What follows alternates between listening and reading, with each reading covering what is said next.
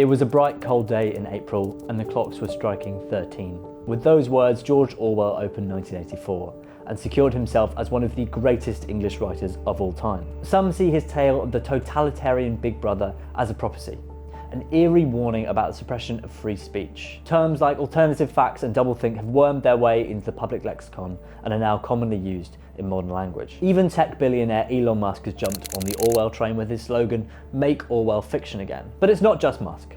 People on the political left also claim George Orwell's work as their own. So here's the puzzle. How can one man be claimed by both sides of the political spectrum? Was George Orwell a socialist hero, a conservative thinker, or something else entirely? Let's take a look. Before diving into the ideological tug-of-war over George Orwell, let's look at the man behind the words. George Orwell was born Eric Arthur Blair on June the 25th, 1903, in British-ruled India. He described his family as lower upper middle class. After attending Eton, one of England's most prestigious schools, George Orwell returned to the Empire, joining the Indian Imperial Police Force in Burma. His time there inspired his first novel, Burmese Days, and revealed his conflicted feelings about colonialism. Orwell's works in Burma show the early foundations of his disdain for authoritarianism and the abuse of power. Back in Britain, Orwell turned his hand to writing. Early works like Down and Out in Paris and London focused on the struggles of the working class. But it was Orwell's time in the Spanish Civil War fighting against fascism that perhaps influenced his politics most profoundly. I mean, he goes to Spain to fight fascism.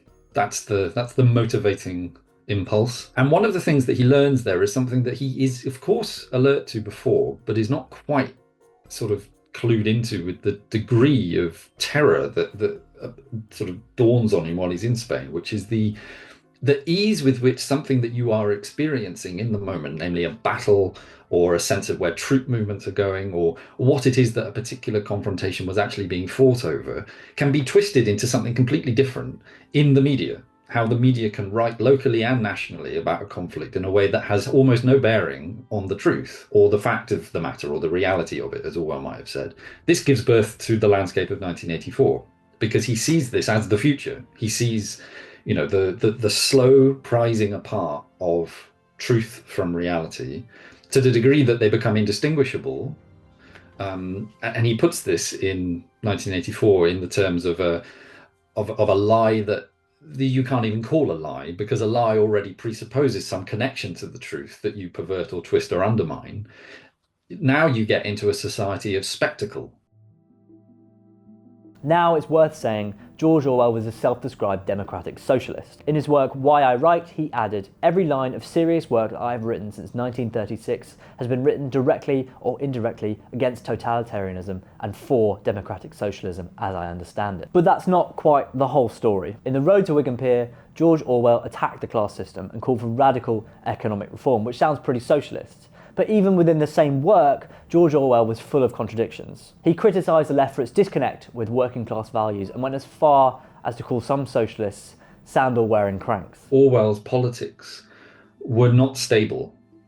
There are sort of phases to his intellectual and political development, during which and throughout which many aspects of his political outlook change. So Orwell has elements of conservatism about him. This is not an original thing to say. Orwell is in many respects a conservative in manner and in character and attitude and sort of cultural touchstones, those sorts of things. And this is why somebody on what we might now call the hard right as much as the hard left, although perhaps not so much the hard left with Orwell, but certainly left and right, might look at Orwell and say, that's my man, because he shows me how to avoid the creep of power hidden in sheep's clothing.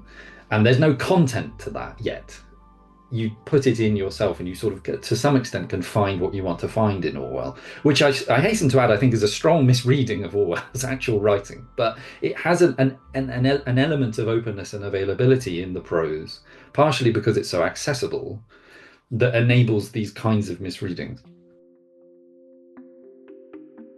George Orwell's works have transcended literature and entered the realm of politics. Take Elon Musk, for example. The tech billionaire uses the phrase "make Orwell fiction again" to criticise what he sees as the suppression of freedom of speech on social media. Musk uses George Orwell to lend his argument credibility. But is Elon Musk actually a credible source? We're living in a world where truth is increasingly seen as subjective or malleable, and I think many would argue that Elon Musk has contributed to this. Disinformation has been rampant on Musk's social media site X, and he himself has peddled some fairly inaccurate claims recently.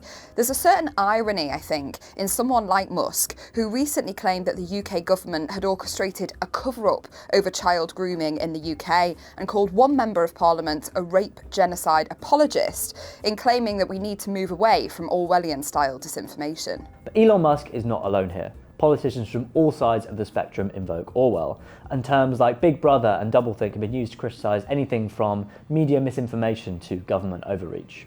But here's the problem with that. You could take almost any quote from any George Orwell novel to back up your argument and lend it some credence. But once you remove it from its context, you also take away the nuance of any of Orwell's criticisms. It's tempting to see George Orwell as a prophet. After all, many people have suggested that he predicted today's struggles with freedom of speech, propaganda and surveillance. But 1984 was not a prophecy, it was a reflection of reality. George Orwell drew inspiration from authoritarian regimes from across Europe. But how have his works been able to shed their context and give their author the reputation of a prophet? I mean, one of the things that sometimes is often sort of said of Orwell's work is that they are satires on Soviet Russia, and those two novels are satires on Soviet Russia. And of course, there is an enormous amount of Soviet flavouring to both books. Big Brother, Uncle Joe Stalin.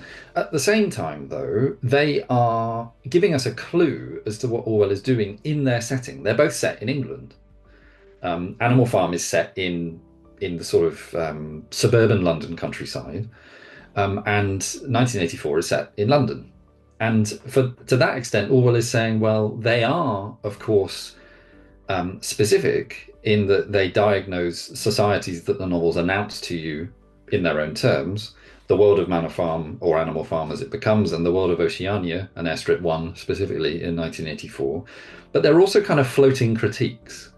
They apply as much to England as to other spaces. The literariness of these works is precisely what makes them open to multiple interpretation. Now, this doesn't mean that George Orwell's observations are not relevant today, but it's very important to understand the proper historical context to really get the interpretations.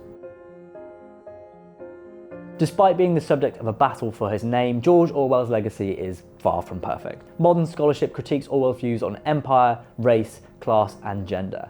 These debates complicate his status as a modern prophet. The term Orwellian is thrown around to describe anything that's vaguely dystopian, but what does that term actually entail? It's a way of stopping thought.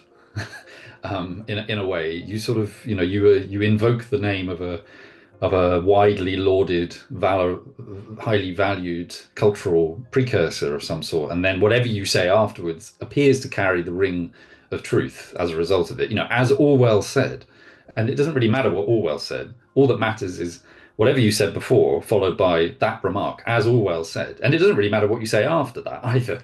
It's more that move and that invocation of his name, as you say, lends a great deal of credibility, or appears to whatever you have to say. There has been a glamour and a mystique that has been allowed to attach itself to the concept of Orwell.